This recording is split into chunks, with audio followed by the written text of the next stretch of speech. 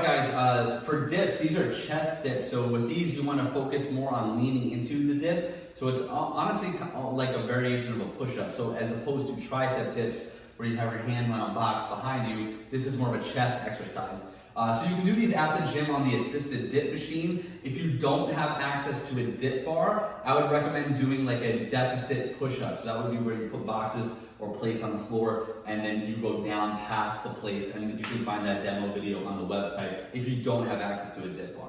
If you have access to a dip bar, you're gonna do dips, and I'll show you a modified version as well. So a few cues with this, whether you're doing assisted dips or bodyweight dips, or if you're super strong, you're doing weighted dips, you want to make sure that you're using as much of your chest as possible and try not to stress the shoulders a ton. So I always recommend starting the rep at the top. So that means if you're at a gym and this dip bar isn't as low as I have it now, you want to step up on a box or something and always start the rep at the top. This way you can feel the weight as you're going down. So once you get to the top, you have the option of either keeping your legs straight or bent back. It really doesn't matter. You can choose whatever works better for you, whatever's more comfortable. I generally go with my feet behind me like this, and then what you're gonna do is you don't wanna go straight down like that. That's very stressful in the shoulders. Make sure you're leaning into the dip. So at the top, kind of bend the hips and look down. And as you go down, squeeze the shoulder blades, open up the chest, go down past parallel, exhale, push,